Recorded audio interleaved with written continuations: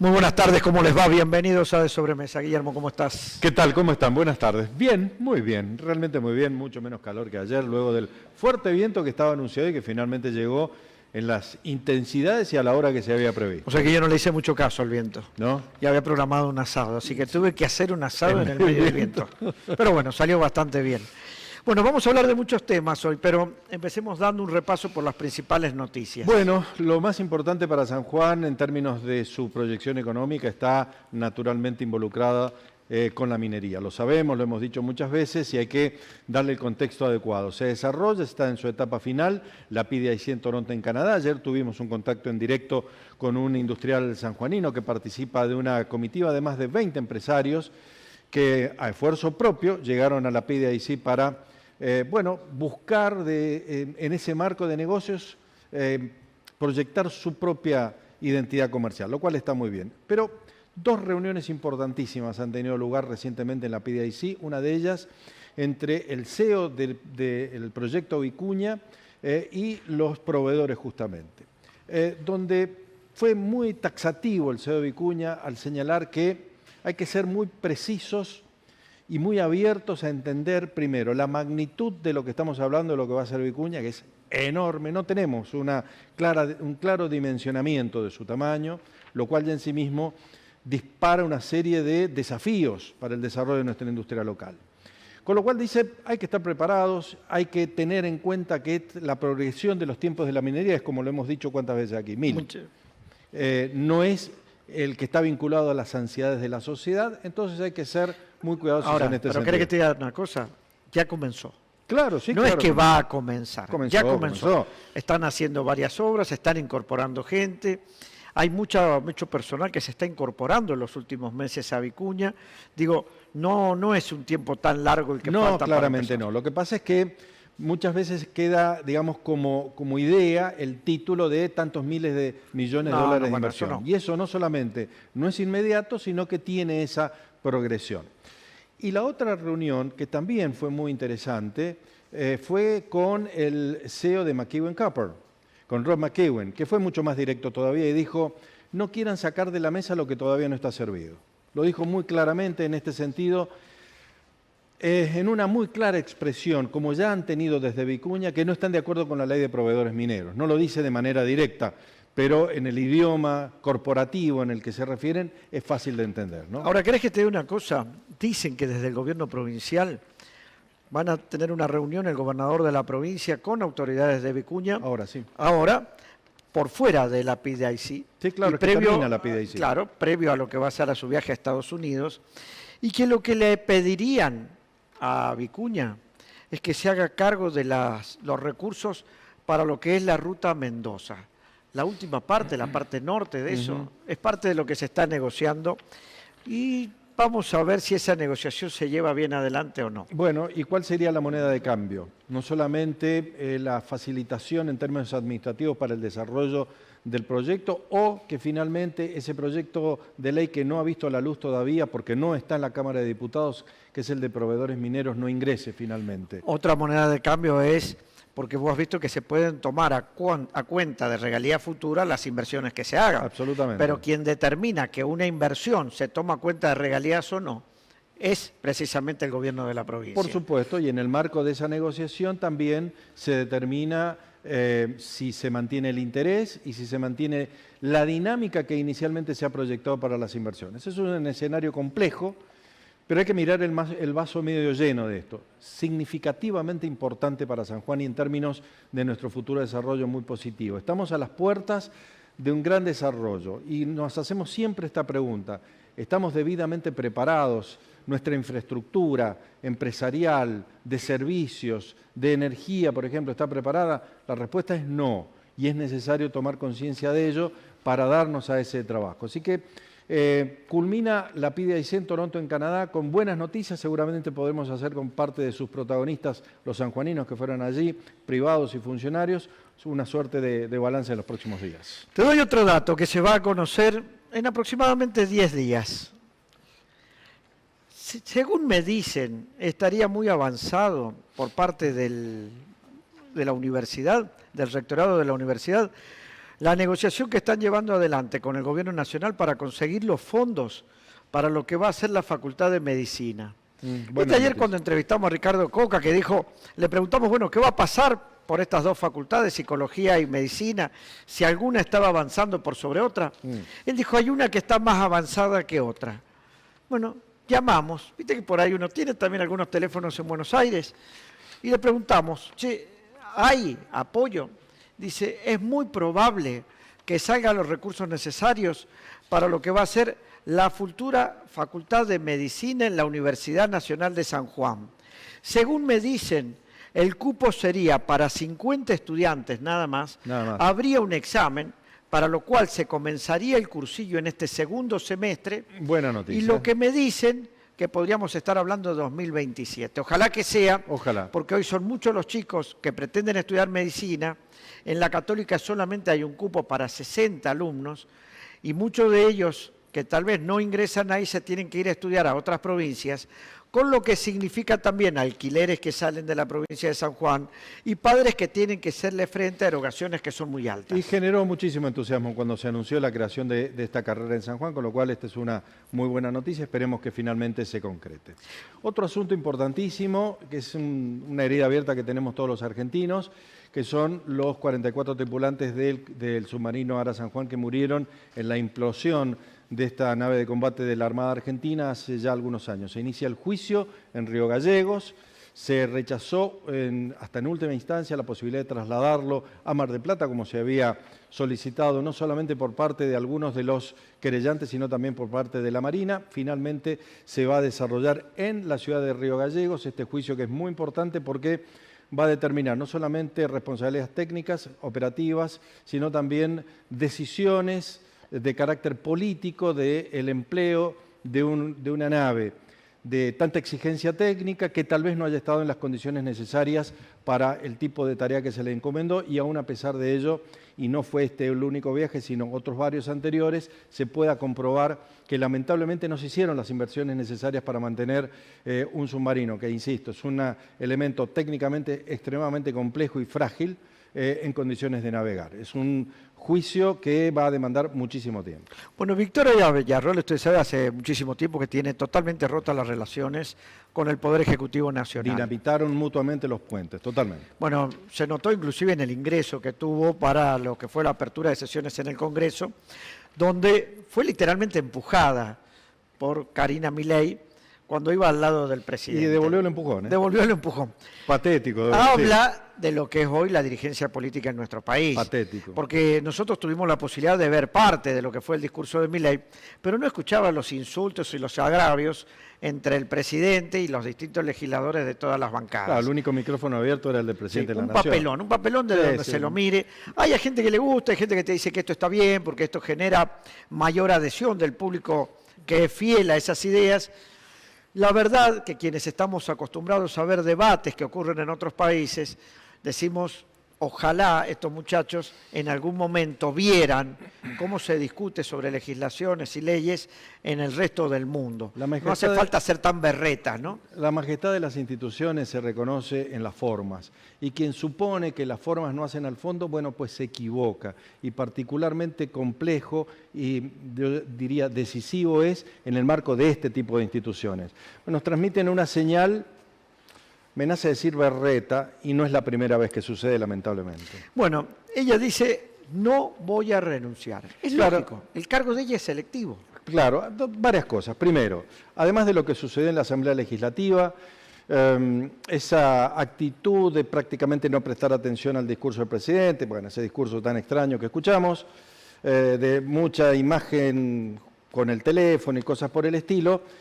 En la madrugada de hoy, hubo un cruce a través de redes sociales, muy berreta también, entre Luis Petri, ex ministro de Defensa, actual legislador nacional, y Victoria Villarroel, en el cual Villarroel dice quieren que renuncie y no se los voy a conceder, no se les va a dar y cosas por el estilo. Petri le decía de todo, Villarroel respondía. La verdad que no vale la pena entrar en el detalle de lo que decían, porque es de tan bajo vuelo que seguramente va a rozar el piso. Entonces, lo ponemos en estos términos. Esos puentes que se dinamitaron mutuamente son irreconstruibles, porque además Villarroel no entendió, como otros muchos vicepresidentes a lo largo de la historia de nuestra democracia contemporánea, salvo una excepción, que la Constitución les concede solamente el derecho de tocar la campanita y a espacios muy limitados en el ejercicio del poder. Villarroel llegó pensando que iba a participar de la distribución del poder. Quería manejar el Ministerio de Defensa, quería manejar el Ministerio de Seguridad y no manejó absolutamente nada. Muy rápidamente surgieron los inconvenientes y de hecho el presidente la mencionó sin nombrarla, de las aspiraciones a hacerse del sillón de Rivadavia, hablando de conspiraciones internas, ¿no? Bueno, por último, vamos a hablar en un ratito con Marcelo Delgado y le vamos a preguntar, ¿YPF va a aumentar o no el precio del combustible en función de esta guerra que se está llevando adelante entre Estados Unidos, Israel e Irán?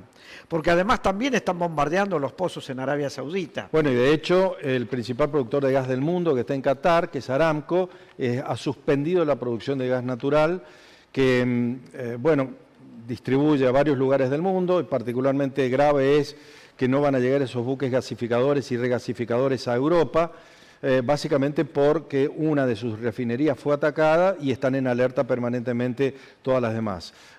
Dicho sea de paso, en Arabia Saudita se recibieron impactos en 2 refinerías y en términos políticos fue muy grave que 2 misiles balísticos y un dron, no existen los drones suicidas, un dron nomás, impactaron en la embajada estadounidense en Riad, la capital de Arabia Saudita. Imagínense, para que sean drones suicidas, tienen que tener vida. Por eso, una pavada enorme. Si no tenés vida, no podés suicidarte, eso es una realidad. Una pavada enorme. Y en tiempos tan complejos como estos, es indispensable manejar adecuadamente el idioma, porque se confunde y se desinforma muy rápidamente. Hay una diferencia enorme entre un misil básico, entre un misil balístico, un misil hipersónico, un dron hipersónico, inteligencia de capacidad de anulación, 1000 términos que se manejan en las guerras contemporáneas. Hay que tener, digamos, cierto nivel para entenderlo esto y transmitirlo adecuadamente, porque uno escucha cada cosa. Bien. Uno escucha cada cosa que distorsiona la realidad y la verdad que eso no solamente confunde, sino no hace nada bien. Bueno, vamos a repasar los títulos de Nuevo Mundo, que como ustedes saben acompaña todas las ediciones digitales. Trump no descarta enviar tropas a Irán si fuera necesario. Bueno, este es un punto, una bravuconada más del tío Donald, una más porque... Sí, pero hay que hacerle caso, ¿eh? No, pero la ocupación terrestre no es tan sencillo, no se trata de enviar barquitos con soldados, esto impone otros. Primero, es una operación extremadamente compleja y muy cara, y segundo, el acceso terrestre a Irán no es algo que se decida en el Salón Oval, es mucho más difícil, tiene componentes no solamente estratégicas en términos militares, tácticas en términos militares, sino fundamentalmente diplomáticas. Hay que ver también cómo los ciudadanos norteamericanos analizan que les va a impactar al momento de votar el incremento en el precio del combustible y por consiguiente una mayor inflación. Por supuesto, por eso... Porque todo el mundo vota por el bolsillo en algún momento. Absolutamente, por eso el paso previo de Donald Trump de, secuestrar y llevárselo de Venezuela a Nicolás Maduro y de pactar con el régimen dictatorial chavista que hoy conduce Delcy Rodríguez, apunta a hacerse determinado tipo de petróleo, para lo cual están diseñadas muchas de las refinerías que hoy en Estados Unidos no estaban recibiendo ese petróleo denso muy rico de Venezuela. Con lo cual, todo tiene que ver con todo y podemos hacer una larga lista de este tipo de relaciones. Vamos con otro de los títulos también. Gallo regresó tras 448 días preso. Otro de los títulos: docentes amenazan con paro ahora por 48 horas. ACHEM defendió la oferta salarial. Además, impulsan el polo judicial San Juan. River visitó a Independiente Rivadavia, ya vamos a estar hablando. Cambios en los accionistas de Naturgy y San Juan refuerza su agenda en la Feria Mundial de Minería. Bueno, habíamos señalado la importancia que ha tenido el Argentine Day, el Día de Argentina, en la PDAC. Hubo una enorme concurrencia y es muy importante que los CEOs, los principales CEOs de las empresas más importantes radicadas en el país y particularmente en San Juan, no solamente hayan estado en esa reunión, sino que hayan brindado sus propias visiones, sus propios puntos de vista del desarrollo futuro de esta enorme actividad en la provincia. Destaco la predisposición de estas personas, que son muy importantes en términos de su actividad, a tomar contacto no solamente con la prensa local que está allá, sino con la prensa especializada que a nivel mundial extrae determinados conceptos que luego se traducen en las repercusiones que naturalmente tiene en la bolsa de valores empresas importantísimas, entre otras como BHP. Bueno, hablemos un poquito de lo que vamos a comentar en un ratito en el mundo del espectáculo. Sandra, ¿cómo estás? Muy bien, buenas tardes. Bueno, sí, vamos a contarle a la gente que vamos a hablar sobre el tributo de Phil Collins que llega a la provincia, sobre una experiencia, sí, una experiencia tal cual, escénico-musical que va a desarrollarse muy pronto en el Teatro del Bicentenario. También vamos a estar hablando sobre AIRBA, la Orquesta Sinfónica, las Fallas Valencianas, así que atención porque tenemos un montón de actividades para estar contándoles a todos ustedes. Y ahora Giselle, a quien recién escuchamos. Bienvenida, buenas tardes. Un repaso de tus títulos, Giselle. ¿Qué tal? Buenas tardes para todos. Bueno, no es ajeno el fútbol, el deporte, en esto que está sucediendo en Medio Oriente.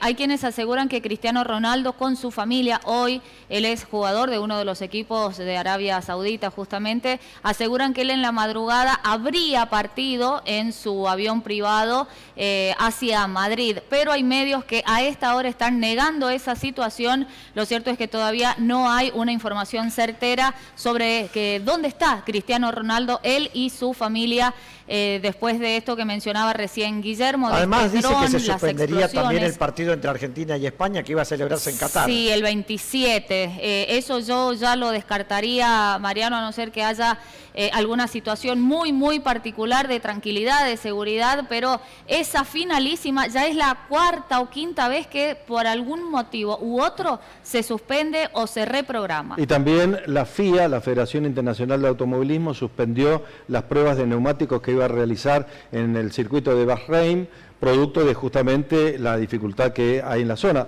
De hecho, un dron de alta capacidad impactó a escasas cuadras del circuito de Bahrein. Estaban los equipos ya para llevar los autos, estamos hablando de Fórmula 1, cosa que naturalmente se decidió suspenderlas, posponerlas. Esto es muy interesante porque estos nuevos autos llegan a la primera carrera, que es este próximo fin de semana, sin probar los neumáticos de última generación. Bueno, vamos con un aviso y en un ratito vamos a estar hablando con el nuevo presidente de la Corte de Justicia. Vení a Don Eduardo Market y hace todas tus compras en un solo lugar. Alta calidad en carnes y fiambres, variedad en congelados y gran surtido en almacén, perfumería y limpieza. Panificados, frutas y verduras frescas, rincón saludable, tienda de vinos y deliciosos platos listos para llevar. Don Eduardo Market, Ignacio de la Rosa casi Amelino, todo en un solo lugar. Porque tu tiempo vale. Hoy en día es importante estar más protegidos que nunca. Es por eso que trabajamos con más de 18 compañías y somos líderes en el mercado asegurador. Tenemos las coberturas más completas para proteger tu vida, tu salud, tu familia y tus bienes personales. Asegura con nosotros. En Broker Andino sabemos el valor de las cosas. Bueno, lo aclaramos hace un ratito, estamos con Daniel Olivares Yapur, el nuevo presidente de la Corte de Justicia desde ayer acá en la provincia de San Juan. Daniel, ¿cómo está? Un gusto tenerlo acá en el programa. Igualmente, muchas gracias Bienvenido. por la invitación, Mariano, Guillermo. Bueno, segunda vez que usted asume la presidencia. La primera fue, nos comentaba fuera del estudio, en el medio o en el marco de la pandemia. Así es, en el año 2021. 2021. Sí. ¿Cuáles son los objetivos que se ha planteado para esta presidencia? Bueno, los objetivos tal vez no son tan propios, sino que son los objetivos que ya viene desarrollando el tribunal, porque el presidente de la Corte representa al cuerpo, pero quien dirige los destinos del Poder Judicial es la Corte en su conjunto. Y nosotros venimos desde que hemos integrado esta nueva integración de la Corte, trabajando siempre en conjunto y en unidad, y con una relación armónica con el Ministerio Público Fiscal. De manera que son los objetivos que en un plan programático que hemos trazado se vienen cumpliendo. Nosotros creemos que los cambios paradigmáticos e históricos en materia de sistemas procesales y morfología de trabajo del Poder Judicial ya lo hemos dado, hemos cambiado, hemos logrado proponer al Poder Legislativo, con el que hemos trabajado arduamente. Tenemos los nuevos códigos procesales que incorporan la figura de la oficina judicial y el colegio de jueces o de gestión asociada, y lo que creemos es que tenemos que profundizar, eficientizar y transparentar los sistemas jurisdiccionales para beneficio de toda la comunidad sanjuanina y también atendiendo a las sugerencias del Foro de Abogados, Colegio de Magistrados, Confías y Asociación de Abogados Penalistas en todo el ámbito, ¿no? En este crecimiento que ha experimentado, que acaba de detallar, impone no solamente una mayor cantidad de personal, sino también infraestructura. En términos de economía, de las finanzas, ¿cómo está el Poder Judicial? Bueno, el Poder Judicial siempre ha dado, digamos, nos hemos manejado con el presupuesto que le corresponde al Poder Judicial por imperio del artículo 150 de la Constitución Provincial, que es aproximadamente el 6%, digamos, del presupuesto provincial.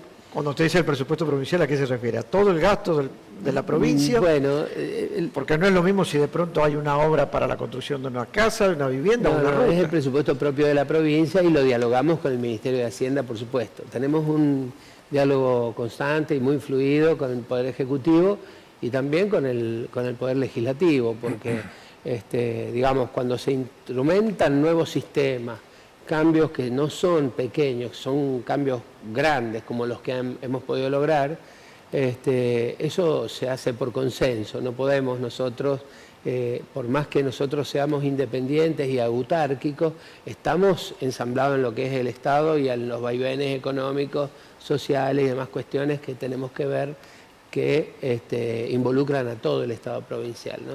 Por eso señalamos la cuestión vinculada, por ejemplo, a la infraestructura. Sí. Algo que siempre ha sido, creo, hasta crítico para el Poder Judicial, Sí. En términos de, por ejemplo, tener que seguir alquilando edificios, el intento fallido hasta ahora de la construcción de la ciudad judicial, donde se expropió un terreno y se pagó. ¿Cómo está esta situación? Bueno, en materia de infraestructura estamos muy pendientes del desarrollo de la obra del edificio 9 de Julio, que nos fue cedido por el Poder Ejecutivo y que está en pleno desarrollo al costo por administración propia del Poder Judicial, en la primera etapa, que abarca subsuelo, planta baja, primer y segundo piso. Es una cantidad importante de metros cuadrados cubiertos y va a venir a beneficiar enormemente al Poder Judicial en su funcionamiento, ¿no es cierto? Vamos a poder albergar ahí el fuero civil, el fuero de familia, el fuero laboral y el fuero de paz de la capital, y una serie de otras oficinas. Eso viene significando aproximadamente el 40% del Poder Judicial, o sea que no es que con ese edificio solucionamos el problema, pero hoy, por ejemplo, tenemos 23 inmuebles alquilados solo en el departamento capital. Entonces, esta es una solución muy importante para nosotros y creemos que en el curso del corriente año, ya en el segundo semestre, lo vamos a tener operativo en la primera etapa, ¿no? Nos Doctor, falta tercer y cuarto piso. También estuvo acá con nosotros el presidente de lo que es la Fiscalía General de la Corte y dijo, en un primer momento yo había pensado que los recursos seguían teniendo que manejarlos la Corte de Justicia, pero dejó planteado de que por ahí iban a solicitar ellos el manejo por parte del Ministerio Público Fiscal de los recursos que le corresponderían a ese poder. ¿Cómo lo ve esto? Bueno, nosotros tenemos con el doctor Guillermo Begorrino, fiscal general de la Corte, tenemos una relación, la verdad, muy fluida. Dialogamos diariamente porque él está instalando sus nuevos equipos y requiere un montón de cosas, digamos, de infraestructura y de movimientos. Y la Corte ha atendido, por supuesto, todos sus pedidos lo más rápidamente posible. Y creemos que no hay ningún inconveniente. Si él hiciera algún planteo, la Corte lo va a estudiar, por supuesto. ¿Pero se necesita modificar la Constitución para eso? Bueno, usted puede tener una opinión, puede haber diferentes opiniones. Yo creo que el doctor Guillermo Berri, que es especialista en Derecho Constitucional, seguramente que va a hacer una valoración. Yo no puedo anticipar opinión porque voy a probablemente a inducir a error a la ciudadanía con mi opinión personal, que puede ser o no compartida por el resto del cuerpo. Tengo que ser muy prudente, ¿no? Pero hoy por hoy, conforme lo dispone, ¿no es cierto?, la Constitución provincial, ¿no es cierto?, los fondos del Poder Judicial los administra la Corte, y nosotros creemos ser la Corte que ha sido más generosa en la historia con el Ministerio Público Fiscal, que pasó de tener 57, un personal de 57 personas en total, ¿no es cierto?, en el año 2016, a hoy, que son un poco más de 400 personas. No solamente lo hemos dotado de todo el personal que hizo necesario el nuevo sistema acusatorio adversarial y flagrancia, sino que le hemos dado totalmente toda la infraestructura tecnológica y toda la infraestructura material para que pueda desempeñar el excelente rol que está desempeñando. Yo en el discurso de apertura he agradecido mucho el esfuerzo de los fiscales, porque a partir de esta nueva instrumentación el Poder Judicial trabaja 24/7. Nosotros tenemos fiscales a las 2 de la mañana del día 1 de mayo trabajando, y junto a los fiscales tenemos todo un equipo de gente, y frente a los fiscales tenemos nuestros jueces de garantía que atienden las medidas jurisdiccionales que piden a la hora que sea, el juez que está de turno, y si pide una audiencia, celebramos audiencias. Yo recuerdo el año pasado que me llamaban los medios de prensa porque dice, mire, es Semana Santa, ¿cómo van a hacer el día miércoles audiencia? Y bueno, pues yo no puedo tener una persona más de 48 horas en flagrancia detenida sin ponerlo frente al juez. Entonces nosotros trabajamos por las garantías constitucionales que corresponde preservar. ¿Qué han pensado para fortalecer la presencia del Poder Judicial en el interior de la provincia? Bueno, primero ya hemos comenzado algunos cambios importantes. Todos los juzgados de paz están totalmente digitalizados, el proceso ya no es más en papel, es totalmente digital. Eso le permite al juez atender en donde esté dentro del departamento cualquier requerimiento y poder firmarlo digitalmente. Hemos trabajado mucho en acceso a justicia, en justicia restaurativa y en contención de la víctima del delito y de la víctima de violencia familiar, ¿no es cierto? Así que estamos, no le diría que en una situación óptima, pero sí tenemos la totalidad de los juzgados de paz departamentales alejados con la última tecnología. Nosotros orgullosamente hemos recibido delegaciones de la provincia de Chaco con quien tenemos convenio, de la provincia de Corrientes, de Salta, de Tucumán con quien tenemos convenio, de San Luis y de Catamarca, de ministros de Corte que vienen con una delegación de jueces a ver cómo funciona nuestro Poder Judicial, porque en función de los resultados que nosotros tenemos, que hemos podido disminuir en un 52% las causas en trámite, bueno, ellos nos han pedido el know-how que le hemos dado y hemos firmado convenio para ellos poderlo instrumentar en su provincia. Esto quiere decir que nosotros, con toda humildad, pero con toda certeza, creo que vamos por el buen camino y nos hemos erigido como un modelo a seguir por otros poderes judiciales. Le hago la última pregunta por mi parte. También hay sectores que critican y dicen necesitamos criterios objetivos para lo que son los ascensos dentro del Poder Judicial. Algunos se quejan de que hay personas con algunas relaciones más o menos parentesco que crecen o progresan más rápido que otros. En su presidencia, ¿cuál va a ser la postura que va a adoptar? En mi presidencia y en todas las anteriores, los sistemas informáticos, desde hace 5 años, nosotros tenemos un sistema de personal, nosotros hemos instrumentado una evaluación que la hacen todos los jefes de oficina de todos los ámbitos jurisdiccionales. Esto quiere decir que, digamos, no comprende el Ministerio Público, porque el Ministerio Público tiene sus propios criterios de manejo de personal. Y nosotros efectuamos una evaluación. Muchas veces es una situación compleja la de los ascensos, porque usted tiene en una categoría, por ejemplo, 11 cargos vacantes y tiene 200 empleados, y empezamos a ver, sacamos los que tienen sumario administrativo, sanciones, etcétera, etcétera, pero tiene 60 empleados que están en igualdad de condiciones de acceder a 11 cargos. Entonces tenemos que empezar a ver cuestiones muy finitas, pero se analiza cada uno de los legajos de todos los empleados, se analizan.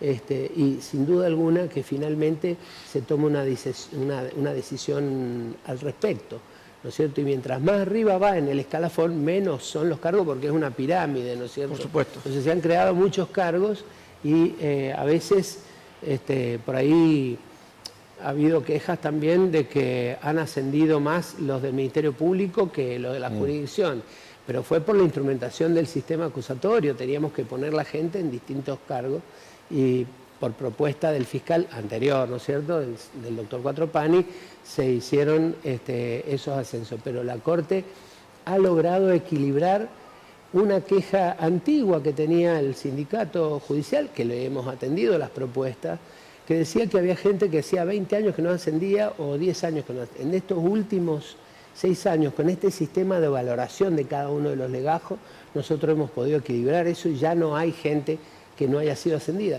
Porque la Corte anterior, a veces yo lo he vivido, ha pasado 4 o 5 años sin hacer ascensos. Pero nosotros ahora necesitamos hacer los ascensos Ahora, para cada liberar ascenso son cargo más abajo para poder ingresar gente Olivares, al judicial. cada ascenso son más recursos. No. Los ascensos se producen por vacancia, Bien. ¿no es cierto? Se cubre el lugar. Claro, por gente que o falleció o se jubiló. Lo que pasa es que se jubilan en los cargos superiores, entonces Bien. hay que hacer corrida de ascenso para liberar cargos inferiores a los fines de poder ingresar gente, ¿no es cierto? Hemos hecho 246 ascensos para poder liberar tan solo 31 cargos iniciales que hemos cubierto ahora. ¿Por qué? Y porque por cada categoría se van haciendo, si usted asciende 10 para acá, 10 para acá, 10 para acá, y cuando hizo 10 categorías usted hizo 100 ascensos, pero usted liberó solo 10 cargos, ¿me explico? Totalmente. Es una mecánica que, digamos, es compleja, ocurre en todos los poderes del Estado, pero vale la pena poder explicarle a la gente que es una situación difícil. De todas maneras, como ocurre en todos los poderes del Estado, e incluso en las empresas privadas, en algún momento se toma una decisión que es discrecional porque yo no puedo ascender gente a un cargo que no tengo, solo en las vacantes podemos cubrir. Bueno, y lo importante, lo que hemos destacado en otras oportunidades es esto, de poder conversar, agenda abierta, libremente, sin ningún problema, cosa que vamos a repetir a lo largo del año. Bueno, y este año, respecto a la impronta de cada presidente, yo voy a continuar invitándolos a desayunos de trabajo con el periodismo, a agenda abierta, para que dialoguemos sobre la acción de la justicia. Doctor Olivares Yapur, le agradecemos que haya aceptado la invitación. Bueno, Muchas gracias. a disposición. Un par de minutitos nada más, ya volvemos. Muy bien, Giselle, vamos a hablar de la Vuelta Ciclística de Mujeres, femenina. Sí, eso va a estar comenzando hoy, una nueva edición, participación internacional. Han llegado ya varias ciclistas de afuera para participar de esta nueva edición de la Vuelta a San Juan de Damas. Ya fue la de caballeros en el verano, en enero, ahora se viene el turno de las chicas. Muy importantes premios en efectivo. Hoy el prólogo íntegramente será en el departamento Santa Lucía a partir de la hora 19. ¿Cómo cuando cambian los gobiernos van cambiando los lugares de prólogo, Claramente, sí, por supuesto. Antes eran en Posito, ahora son en Santa Lucía. Ni mencionar lo de la Fiesta Nacional del Sol. Totalmente. ¿no? Claramente. Bueno, Sandra, hablemos un poquito de tributo a Phil Collins. Sí, bueno, creo que es la primera vez que se hace un tributo en la provincia a Phil Collins. Esto va a ser en el Cine Teatro Municipal el día 13 de marzo a las 21:30 horas. Es uno de los más grandes artistas en la historia musical, cantante, baterista, compositor, productor, actor. En Phil Collins. No, vamos a aclarar las cosas, no No está en viene, chicos, condiciones, es pobre un hombre. tributo, un No, homenaje. porque te digo porque en ese graph no queda claro. Vos ¿No lo ves queda al claro? graph. El No. flyer, ahora el flyer, lo voy vos a ves el volver. flyer. Menos mal que yo ahí, no lo hice. Vos fijate el flyer. Me parece, ¿viste? Ahí viene Ahí no Phil dice ningún Collins. lado tributo. Y te digo que no está tan jovencito tampoco. No, yo he ido, Si fui a lo verlo a mirás bien Santiago el de flyer. Chile. La verdad que está muy desmejorado Phil Collins. Por Es eso te impresionante, digo. pero está muy desmejorado. Bueno, últimamente ha perdido prácticamente toda movilidad, ¿no? Tal Sí. cual. Por eso es que vamos Por a eso, pero me aclararle. gusta aclarar, es un tributo. Es un tributo, por eso lo dije de entrada, más allá que el flyer no lo dice Collins, Hits, Experience, que es de cómo se llama el tributo que se hace, lo aclaramos desde un principio por eso. Bueno, esto va a ser en el Cine Teatro Municipal, que vale la pena decirlo también, quedó muy lindo. Así que bueno, estamos estrenando teatros, cines, de todo un poco. Chelito, bienvenido. ¿Cómo estás, Marcelo? Hola, Guillermo, Mariano, bueno, las chicas, toda la audiencia, muy buenas tardes. Decíamos hace un ratito nada más, cuando en la introducción del programa hablábamos de la guerra en Oriente Medio, y con una noticia reciente de la posibilidad y la amenaza de Irán de finalmente bloquear el estrecho de Hormuz, y observando el incremento del precio del petróleo que tiene en sus dos indicadores, ¿no? Brent y WTI un 8% aproximadamente, uno se pregunta, ¿eso va a impactar en la Argentina de alguna manera? Bueno, siempre el precio de los combustibles, particularmente de la energía, en este caso de petróleo, impacta en todas las cadenas de valor y seguramente va a impactar, yo creo que bastante menos de lo que hubiera ocurrido en otros periodos donde hubo guerras y hubo disputas por el petróleo. Desde la Segunda Guerra Mundial para acá, gran parte de las guerras y de los conflictos, sobre todo en Medio Oriente, han estado orientados fundamentalmente a hacerse del poder del petróleo.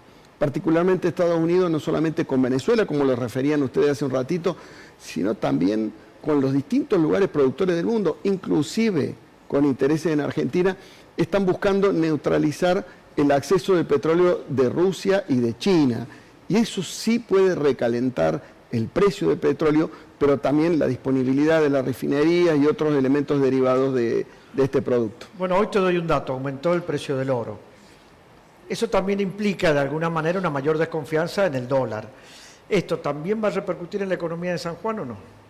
En función de mayores regalías, tal vez. Bueno, para San Juan las dos son buenas noticias. A ver, el incremento del precio del petróleo de alguna manera levanta todo lo que es la producción extractiva, y en eso están la minería y el valor del oro ya rozando los $5.000 la onza. La verdad que es algo bastante interesante y creo que se va a sostener esto, no solamente por este conflicto particularmente, sino por la debilidad del dólar. En la era Donald Trump se han impreso creo que más dólares que desde Bill Clinton hasta la fecha, de tal manera que la oferta de dólares que hay y particularmente la tensión con China, que se podría desprender de algunos ahorros en dólares, podría generar una fuerte debilidad de esa moneda y de alguna manera va a beneficiar a la Argentina porque va a necesitar menos cantidad de soja, menos cantidad de grano, menos cantidad de carnes para poder pagar la deuda externa, que es uno de los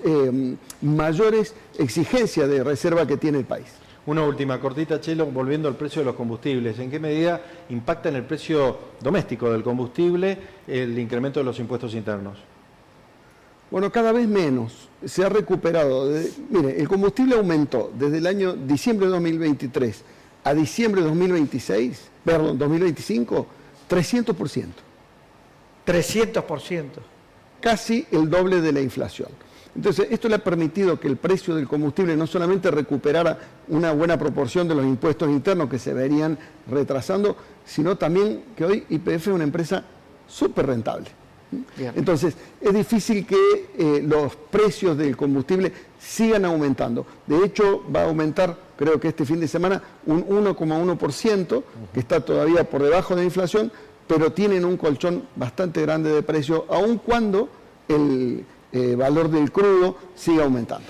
Te hago una última pregunta y saliendo de esto, ¿qué va a pasar con el resto de los servicios? Porque a mí me hablan de una inflación del 2%, pero lo que aumenta la luz, lo que aumenta OCE, lo que aumenta la factura de las obras sociales es muy superior a la inflación que declaran los organismos públicos. Bueno, mira, Mariano, hay un estudio del CONICET que dice, lo busqué y está muy preciso, desde diciembre de 2023 a enero de 2026, los servicios aumentaron 6 veces. Habíamos dicho que el combustible era 3 veces, 6 veces. Las familias en el año 2023 destinaban en promedio en la Argentina a pagar servicios públicos, solamente servicios públicos, 40.000 pesos, hoy destinan 216.000 pesos. La verdad que es preocupante porque eso también arrastra otros servicios que no son públicos, aunque son de carácter público, como por ejemplo internet, telefonía. Obra social, lo que está incrementándose la obra social es tremendo. En ninguno de esos servicios se ha incrementado al ritmo de la inflación. Todos muy por encima. algunos 40, 50% y otros hasta 300% por encima de la tasa de inflación. Por eso nos preguntamos muchas veces sobre la precisión de esa medición de tasa de inflación. Sobre todo el método, y los ponderadores, como les gusta decir a los economistas, que es con lo que se mide. Bueno, quedó en el olvido la salida del titular del INDEC, ¿no? Sí. Y digo, cuando quedó en el olvido de la salida, no importa quién era la persona, pero quedó en el olvido el renovar esa canasta que es todavía del año 94, cuando no existía WhatsApp. Entonces, digo, estamos retrasados en eso y por lo tanto la sensación de que la inflación es mayor que el índice no es una sensación, es una realidad. Muchísimas gracias, Chelo, gracias por estar con nosotros. Gracias, Marcelo. Después de muchos años vuelve a nuestros estudios la psicóloga Silvia Ibáñez, a quien tenemos el gusto de recibir. Silvia, ¿cómo estás? Gracias por estar nuevamente acá con nosotros. Hola, Silvia, Muchas bienvenida. gracias, buenas tardes Sandra, Mariano, Guillermo. Silvia, ayer tuvimos acá en el programa al doctor Mario Padilla, que habla de la reforma del Código Penal Juvenil. Desde el punto de vista psicológico, ¿cuál es la realidad? Un chico de 14, 15, 16 años ¿está en condiciones de entender la criminalidad de un acto? Está en condiciones de entenderla. El problema de la adolescencia es que todavía su personalidad está en formación. La neuroplasticidad del cerebro hace que recién madure entre los 21 y los 25 años. Entonces, lo que falla en el adolescente, lo que falla, por decirlo de alguna manera, es la capacidad de controlar impulsos, de planificar, de medir consecuencias, de prever el juicio crítico, el juicio moral, porque ellos tienen su propio estadio de valores. Y el problema del adolescente es que él se deja llevar por el grupo de pares. En la adolescencia se rebelan contra la autoridad y se alían al grupo de pares. Por el afán de pertenecer. Exacto. Y por su autoestima y porque en realidad como no tienen una todavía terminada su identidad, ellos se van como identificando con diferentes aspectos hasta que se logra la identidad definitiva en la adultez. Entonces, ¿cuál es el problema? Que en realidad son muy influenciables. Yo lo que veo con esto de la ley es que por un lado decían, bueno, imputabilidad a los 14 años, sí o no. En realidad, lo que queda claro es que el adolescente no puede volver al ambiente donde estaba, porque ese ambiente es el que lo ha llevado a delinquir, a matar, a drogarse. Entonces, yo lo que considero como política de Estado, lo que necesita el chico es un centro de rehabilitación de conducta. O sea, que vaya preso no es ninguna solución. Claro, en realidad, a ver, preso. Lo que habría que hacer es una institución con seguridad, pero donde el chico tenga hábitos, que estudie, que ordene, que limpie, que aprenda un oficio, que haga deporte, que tenga terapias grupales. Silvia, con lo que vos me estás diciendo, un chico es recuperable. Totalmente. En realidad, tal vez no el 100%, pero sí a lo mejor de 100 chicos que ingresaron a este sistema, digamos, de pena, capaz que vos 70 chicos salvás. Entonces yo creo que en realidad hay que hacer algo más preventivo, porque después esos chicos van a salir de nuevo a la sociedad. Cuando estuvo acá el doctor Toro, él dice que la mayor parte de estos chicos que están en conflicto con la ley están identificados por parte del Estado. Y él lo que sostenía es que debía trabajarse en la prevención con ese chico previo a que cometiera un delito de gran cuantía. ¿Cómo lo analiza usted? Yo lo veo, yo trabajo en una zona rural, donde hay muchas carencias, y no hablo de carencias económicas solamente, carencias emocionales, morales, mucha negligencia, maltrato, violencia, abuso. Entonces, el tema es, porque por ahí yo escuchaba, no me acuerdo del apellido, de un diputado de izquierda, que decía el chico tiene que volver a la escuela. Los chicos van a la escuela, pero la escuela, pobres los docentes, en realidad ellos no pueden hacer lo que no hizo la familia, digamos esa contención, esa disciplina, eso que se necesitó desde el momento que nace, no lo puede suplir la escuela. Entonces, lo que yo veo es que hay una falla casi estructural en la primera infancia. Entonces, en la adolescencia, yo creo que lo que habría que apuntar es a rehabilitar ese chico, porque si a ese chico vos lo sacás de ese ambiente, como te digo, le das disciplina, le imponés nuevos hábitos, lo haces estudiar, lo haces que se atienda a su cama, o sea, lo que hacemos, creo, nosotros con nuestros hijos. Entonces, de alguna manera, ese chico a los 20, 21 años, cuando salga, va a tener otra posibilidad, porque aparte va a tener herramientas. Esos chicos no tienen herramientas porque salen a la calle, lo primero que hacen es venderles droga, regalarles droga, y de ahí los mandan a delinquir. El problema está que en la modificación de la ley, de esto, de brindarles un ámbito en el que se recupere, no solamente en términos individuales, sino también transfiriéndolo a la familia, no se menciona mucho que digamos. Y ¿No se menciona qué? Perdón. Mucho que digamos, no se menciona. Claro. Y si se menciona es tangencial y tampoco se refiere a los recursos que hace falta Exacto. destinar para ese fin, ¿no? Tal cual, porque vos lo volvés a la familia. Yo he visto madres que no pueden manejar a sus hijos, ya no los pueden controlar. No, ya hay padres que inclusive son parte Que del piden problema, que los del encierren problema. porque ya no pueden, exacto, y la droga ni hablar, Totalmente, porque la por droga los atraviesa, digamos, y eso la conducta directamente la anestesia. Ellos Claro. están matando a alguien y a ellos no les importa. Totalmente. Entonces, yo creo que tiene que ir más por una rehabilitación, pero sí, por supuesto, en un lugar resguardado, que no se escapen, pero que hay que darle herramientas, porque al final eso vuelve a la sociedad y si vos lo encarcelás, vuelve perfeccionando el crimen. Totalmente de acuerdo. Tenés, Exactamente. creo que delincuentes perfeccionados. Muy bien, Silvia, muchísimas gracias. Bueno, y muchas por el gracias a aporte. ustedes por esta invitación nuevamente. Muchas gracias. Bueno, Silvia. vamos a un pequeño espacio publicitario, sin ir a la tanda, pero con un pequeño aviso, y ya vamos a estar con Silvia Jaffar. Te invitamos a descubrir Los Azules, un proyecto diseñado para que una vez que concluya la explotación, las instalaciones puedan ser utilizadas por todos los sanjuaninos. Creemos que el campamento que albergará a nuestros trabajadores puede transformarse en el futuro en un hotel de alta montaña. Los Azules, portal de desarrollo en San Juan. ¿Sabías que tenés un montón de alternativas para pagar tu factura de Naturgy de la luz? Escuchá, Plus Pagos, Rapipago, Pago Fácil, Mercado Pago, Lotipago, Cobro Express, Pronto Pago, Débito Automático, QR con cualquier billetera virtual o usar nuestra aplicación para Android. Ah, me cansé. Y si la factura venció, también podés pagarla por la web, en Plus Pagos y en Rapipago. No pierdas tiempo, disfrútalo. Naturgy, siempre más para vos.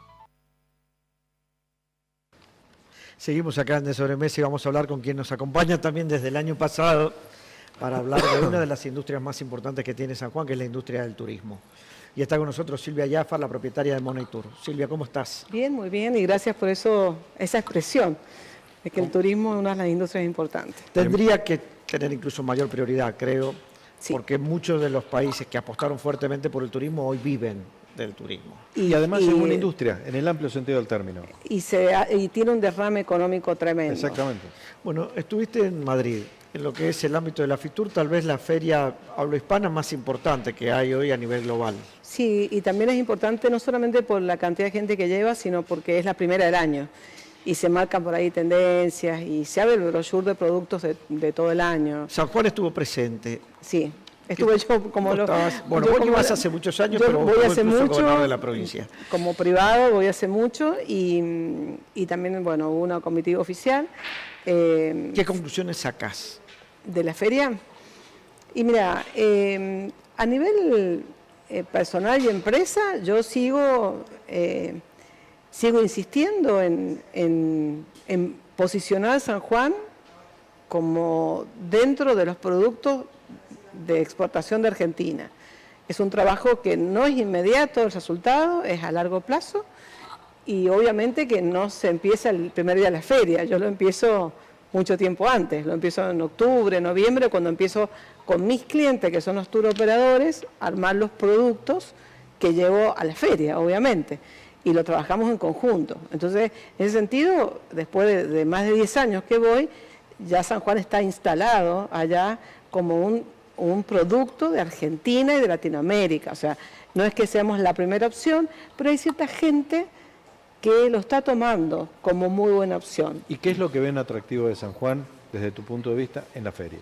Por ejemplo, estuve trabajando mucho, fuera incluso del ámbito del stand de Argentina, porque la feria es muy grande, y bueno, hay un stand de Latinoamérica, un stand de la América, ¿no? América, que encima estábamos invadidos porque México era el país invitado, y la verdad que fueron más de 2.000 personas a los stands, o sea, trabajando, imagínense lo que fue. Nosotros trabajamos mucho ahí, pero también trabajé enfrente del stand en otro pabellón, donde había como un marketplace, donde actúan tour operadores específicos, que son DMC, que se llama, de Latinoamérica, elegidos. Y entre esos, el que elige Latinoamérica, el que trabaja sobre Latinoamérica, nos elige nosotros como proveedor de servicios de San Juan y de Cuyo. Entonces, hemos trabajado mucho con el segmento MICE, el segmento de eventos y convenciones. Bueno, a eso quería hablar. Yo hablo con muchos operadores y me dicen, San Juan, la forma de desarrollarte es a través del turismo de convenciones o el turismo de deportes o actividades culturales. ¿Cómo lo ves a eso? Lo que pasa es que es otro segmento del turismo, y lo que permite ese segmento justamente es un poco amesetar la oferta, que no haya picos tan altos, que antes eran solamente vacacionales, Semana Santa, julio. Si no puedes mantener toda la capacidad hotelera no por 2 meses al año. Y nadie puede invertir, ni los hoteleros, ni los agentes de viaje, ni los restaurantes, pensando en un producto turístico si vienen 2 veces al año. Porque cuando llegaba el pico de flujo turístico, no estás debidamente preparado. Claro. Pero aparte se ameseta, como te digo, toda la demanda y la oferta, o sea que en ese sentido está muy bien. Y es algo real. Bueno, de hecho, el mundo está trabajando así con el tema del evento deportivo. Ahora tenemos lo que va a ser las competencias de atletismo o el triatlón.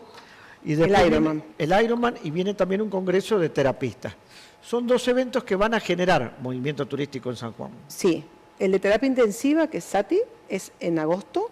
Se ganó con un esfuerzo grande del buró, se le sacó la sede a Mar del Plata.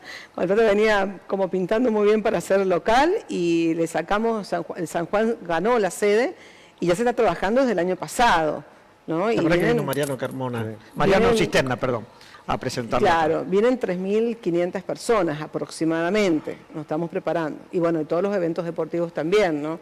3.500 es un número. Es un número muy importante. Sí.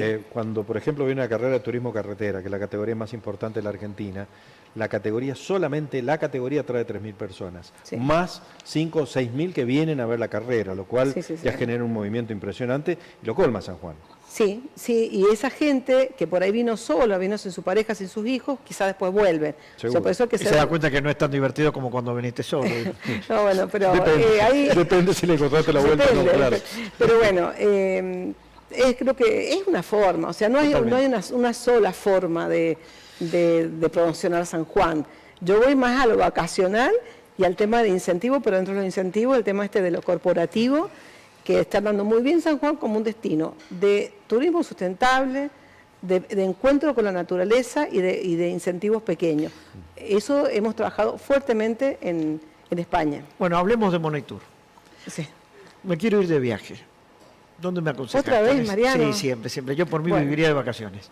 Bueno. ¿Qué es lo que recomendás? Me sumo. Por favor. Bueno, en esta época estamos vendiendo, nosotros hacemos muchas cosas a medida, ¿no? Pero en esta época estamos vendiendo Europa bastante, con circuitos a medida. Tenemos una salida grupal el 24 de abril para la persona que nunca fue a Europa y que quiere por primera vez ir acompañado en un circuito slow, no es a las corridas, es slow y con muy buenos destinos, incluso comenzando en Londres, que pocos circuitos grupales toman Londres, y sale el 24 de abril, todavía tenemos lugares. ¿Y ahí quiénes viajan? Principalmente, ¿cuál es el público? Y el público es quizás el que nunca viajó a Europa y se siente como inseguro y quiere hacer un pantallazo general, la persona que por ahí quiere ir acompañada porque por ahí es más grande, no se anima mucho con el que va solo, por ejemplo, que no tiene con quién ir. El que va solo también, que bueno, quiere viajar acompañada. Mucha gente viaja acompañada, ¿eh? Bien. Mucha gente le gusta porque uno dice, bueno, me voy, pero lo armo. ¿Armás grupos de amigos en estos viajes?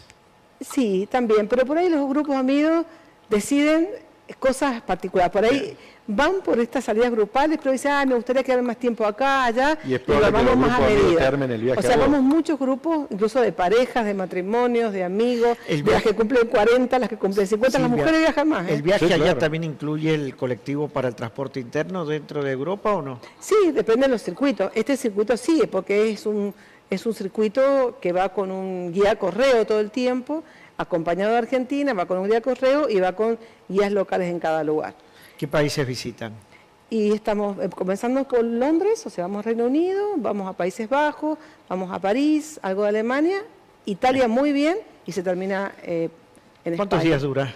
Y 24 días más o menos. Lindo tour. Es un lindo tour. Para quien tiene la primera experiencia de ir a Europa es fantástico eso. Porque ves lo clásico, y después claro. seguramente que tu segundo viaje vas a decir, bueno, me enamoré de Italia, quiero irme 15 días a Italia. Decime, ¿es cierto que quienes hemos viajado con Monitour tenemos la posibilidad de participar de un sorteo? Sí, todavía no estás participando vos, ¿eh? No, contanos un poquito cómo Bueno, el sorteo no, cada tanto hacemos un mimito a los pasajeros, bueno, hemos hecho un sorteo que lo vamos a repetir cada 2 meses. Ahí lo tenemos en pantalla, ahí lo estamos viendo. Vamos a sortear un carrión a los que hayan participado en nuestros viajes, de la forma que sea.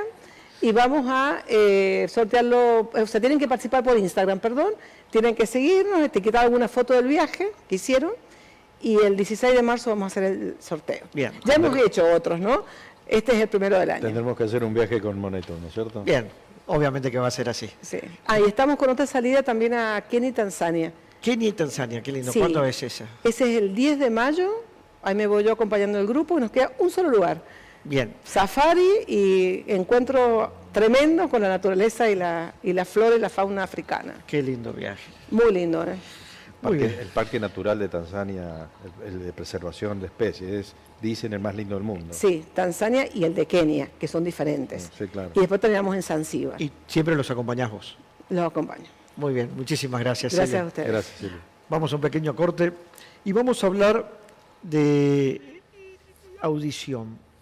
Vos imagínate nacer con problemas de audición. Va a ser complicado. Vamos a contar una historia, vamos a hablar también con un especialista, un fonoaudiólogo, y vamos a ver cómo viven o qué es lo que significa para ellos no escuchar bien. En un ratito nada más.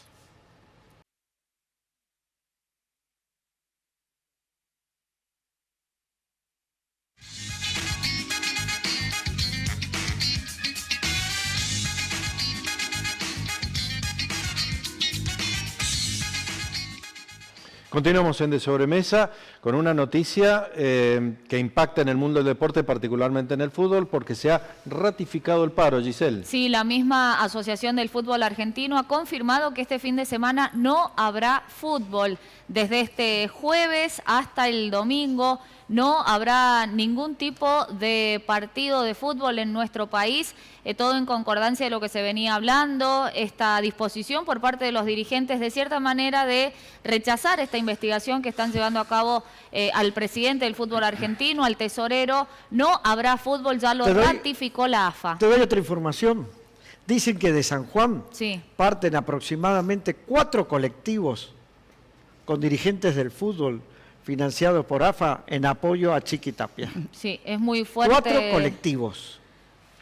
Digo, ¿por qué no dejan que Habría que avisarles que es una investigación judicial, no futbolística, ¿no? Totalmente. Claro. Pero bueno, son las cosas que a veces pasan. Se necesitan votos, entonces lo van a concretar. Esto ya estaba planificado, se hablaba de un almuerzo, una cena, algún evento para llevar gente. La fecha que se tendría que jugar este fin de semana se va a jugar recién en mayo. Se jugaría, dicen. Esperemos. Sandra, vuelvo contigo. Bueno, sí, vamos a ir a una experiencia musical que es también escénica, que es la apertura de la sala auditorio del Teatro del Bicentenario. Te estoy hablando de Merquén Barroco.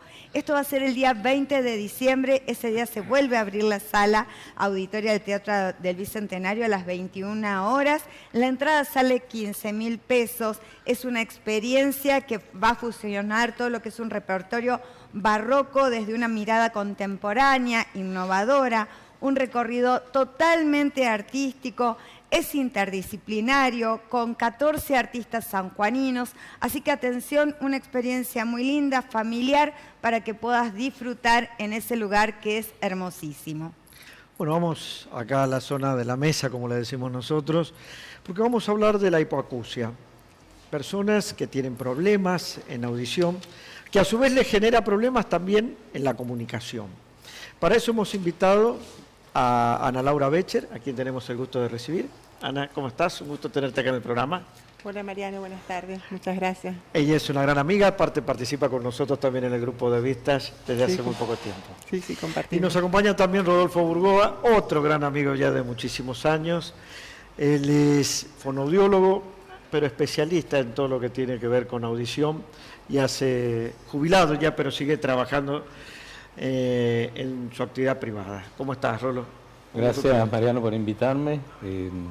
Sí, jubilado del Marcel Quiroga, un hospital al que quiero mucho, pero bueno, seguimos en actividad en la parte privada y hoy nos estamos dando este lujo, que la conocí recién a Ana Laura, en el Día Mundial de la Audición, justamente 3 de marzo. Bueno, contanos un poquito, ¿cuándo se considera que una persona tiene hipoacusia? ¿Cuándo? Es una pregunta muy importante, porque en realidad antes, desde hace 25 años a esta parte, no existía la posibilidad de una detección temprana al momento de nacer. Pero desde hace 25 años a esta parte, y también en San Juan y también en Argentina, se puede hacer un examen de detección temprana apenas nace el bebé.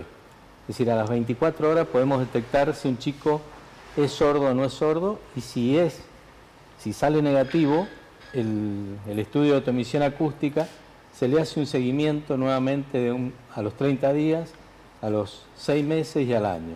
Bien, un chico sordo, ¿cuándo se considera que es sordo totalmente? Porque por ahí podés tener una disminución en la sordera o ser completamente sordo.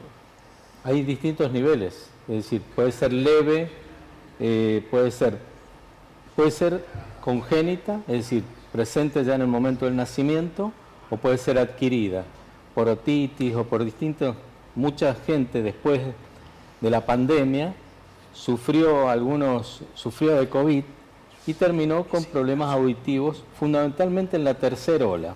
Ya al final de la pandemia, bueno, se comprobó que muchos trastornos que había causado también el COVID eran auditivos. Bueno, trastornos en general, ¿sí? Vértigos, mareos, pérdida de la audición, trastornos de la audición en general. Pero bueno, hay sorderas que están presentes en el momento de nacer y que se adquieren a lo largo de la vida. Esas son adquiridas. Esas representan el 60% de las sorderas en todo el mundo, de la hipoacusia. La hipoacusia adquirida a lo largo de la vida representa el 60%. Se considera, con esto voy a hacer un punto, que en el 2050, 2.500 millones de personas en el mundo van a padecer una pérdida auditiva. 2.500 millones. Sí, 2.500 millones. Y de esos 2.500 millones, 1.500 millones van a ser humanos, personas entre 15 y 35 años. Ya no con una pérdida desde el momento del nacimiento, sino que fue adquirida a lo largo de la vida y fundamentalmente por mal uso y abuso de auriculares. Ana Laura, vamos a tu caso. Vos naciste con sordera. Sí, nací con hipoacusia bilateral neurosensorial. ¿Eso significaba que podías escuchar algo o no escuchabas absolutamente nada? Escuchaba un 5% de una audición normal, un 10% sonidos graves.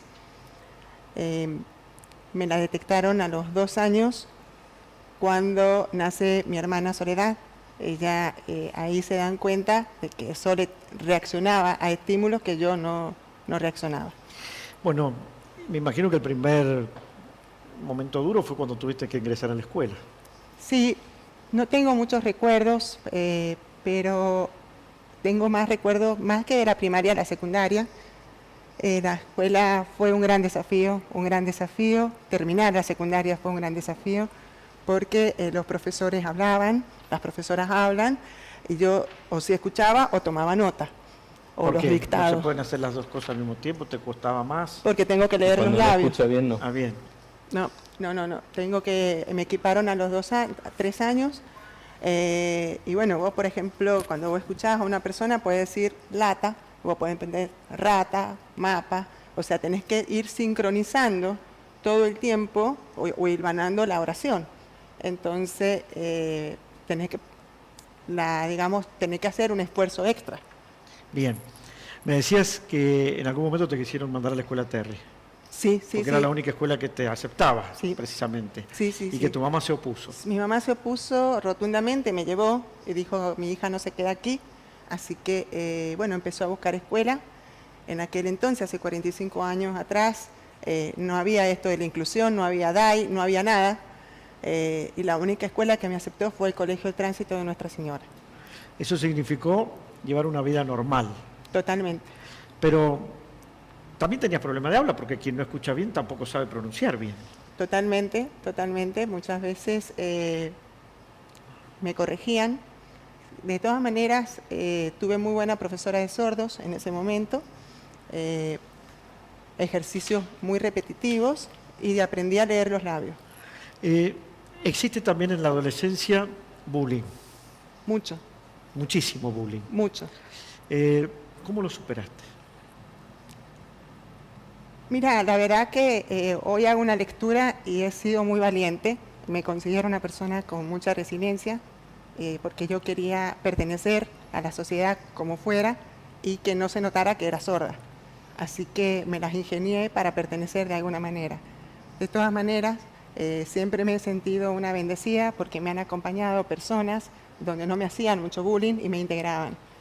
De hecho, en la secundaria mis compañeras excelentes, sobre todo una compañera que fue quien me prestaba los apuntes de las clases y me hacía sentir parte de, digamos, del curso.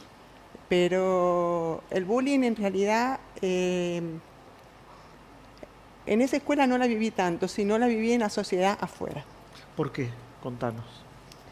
Porque se te ríen o, por ejemplo, te dicen, no, entendiste cualquier cosa. Siempre está esta cosa, o ¿por qué gritás? ¿Por qué hablas fuerte? ¿Vos sos sorda o te haces? Eso es típico. Pero usted es o se hace. No, soy. Bueno. Tienen un problema. Vos sabés leer los labios. Entonces, no, soy sorda. Entonces, de pronto está hablando alguien allá y vos podés ver. No, y después decía, no, mira, soy sorda. Uso audífonos, mira, uso implante. Soy sorda. Y cuando se te puso el implante, ¿cómo cambió tu vida? Un 100%. Contame cómo fue eso, porque de pronto empezaste a escuchar. Mágico. Fue mágico. Mágico, mágico. La maternidad, soy mamá, tengo una hija de 16 años y tomé la decisión de hacerme el implante cuando a los 45 años. Quería tener calidad de vida y no perder el vínculo con ella ni con las personas que me rodean. Así que tomé esa decisión, me operé, un gran desafío, y cuando ellos te operás, vos te conectan el implante al mes. Cuando me lo conectaron empecé a escuchar un montón de ruidos y empezó a evolucionar.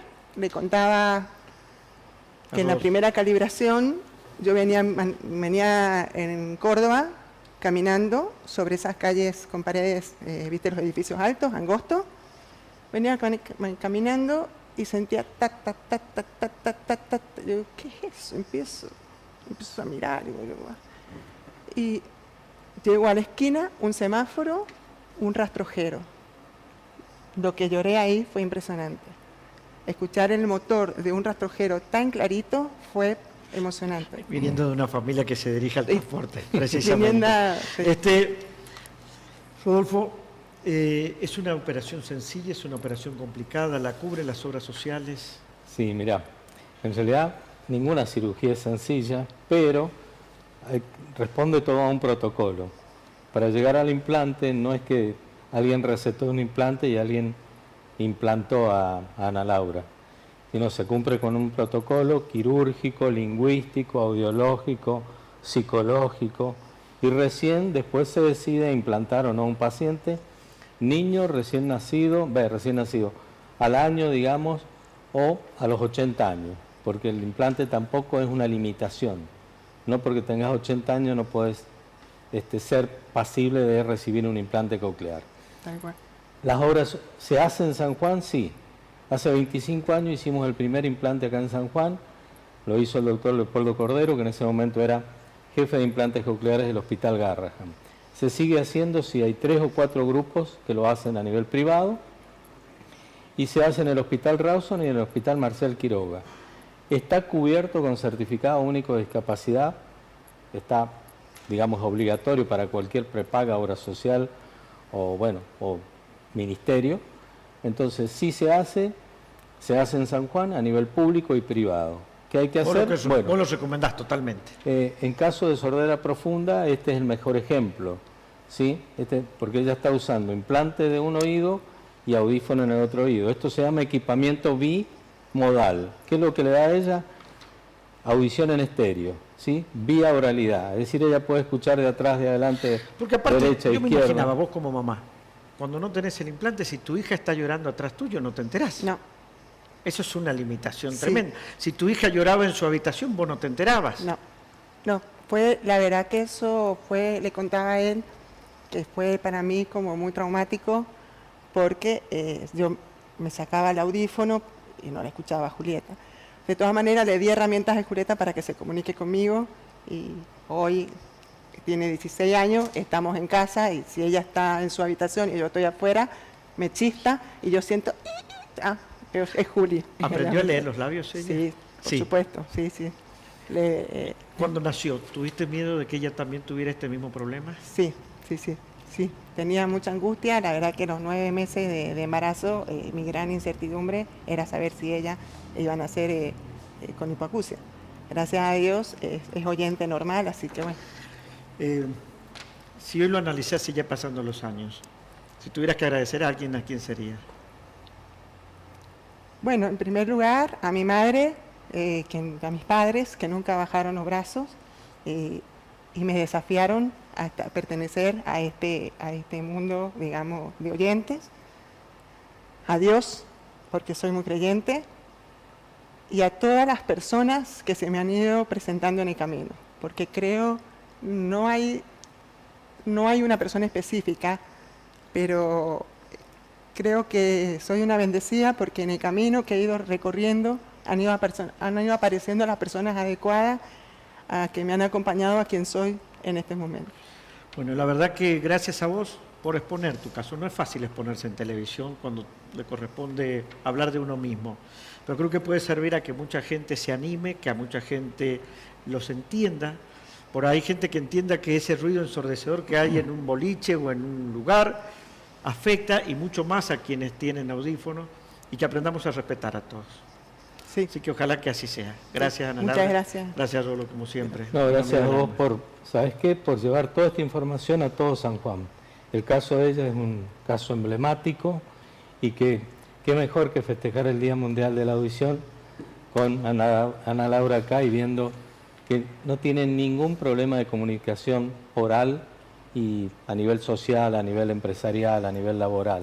Así que para mí es un lujo verte, conocerte. Muchísimas gracias. Y ojalá que sigas siendo un ejemplo de vida para muchos. Bueno, Muchísimas gracias a ambos. Gracias, Mariano. Muchas Vamos a un pequeño corte y ya venimos.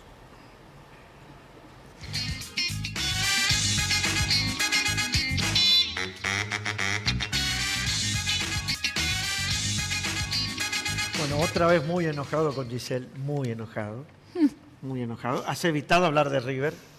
Mire, yo intenté y me dijeron no, vamos con lo de la AFA. Bueno, ¿listo? contame entonces, empató River. Empató River 1-1 en Mendoza frente a Independiente Rivadavia.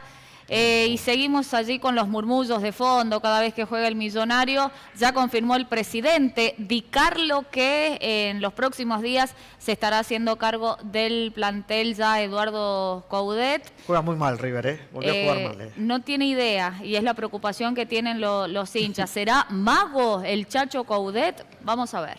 Sandra, vamos con la última. Bueno, sí, vamos a contarle a la gente que llega Airbag nuevamente a la provincia. Va a ser en el playón de estacionamiento del Teatro San Juan, del Estadio San Juan del Bicentenario. El día, te reitero, 18 de abril. Viene la banda de los hermanos Sardelli que la rompe. Viene a hacer un montón, más de 35 shows donde estuvieron todos repletos, así que lo avisamos con tiempo por eso, porque cuando quieran acordarse no va a haber más entradas. Vamos con la última. Estamos Guillermo. muy atentos a lo que acontece en Oriente Medio, particularmente este anuncio, porque no fue una amenaza, fue un anuncio del régimen iraní de cerrar el estrecho de Hormuz. Algunas fuentes internacionales dan cuenta de que hay buques de combate iraníes en la zona que podrían neutralizar el ingreso de buques petroleros, y eso sí sería un problema absolutamente devastador para la economía mundial, porque 3, 4, 5 días cerrado el estrecho de Hormuz altera los coeficientes de rendimiento de todas las empresas de todos los países del mundo. Realmente sería muy grave. El otro punto, también muy complejo, es que Kuwait ha amenazado con no defenderse más, sino, como lo hicieron en conferencia de prensa los jefes de los Emiratos Árabes, Kuwait también dice: hasta acá estamos interceptando, estamos siendo pacientes y no estamos respondiendo, vamos a responder si nos siguen bombardeando. Si eso sucede, escala a un punto que no sabemos dónde termina. Bueno, y nos vamos repitiendo una noticia que digamos al comienzo del programa. Estaría asegurado el financiamiento para la nueva Facultad de Medicina en el ámbito de la Universidad Nacional de San Juan. Es una muy buena noticia. Es una muy buena noticia. Muy buena. Comenzaría las clases en el año 2017. Según lo que dicen, habría un cursillo ahora en el segundo semestre del 2016.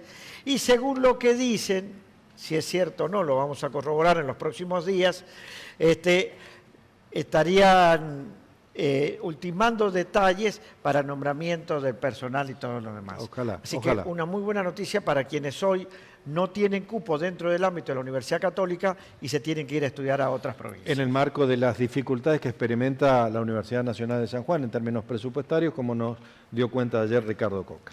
Señores, nos vamos. Volvemos mañana acá a las 14:30. Hasta mañana. Chau. Chao.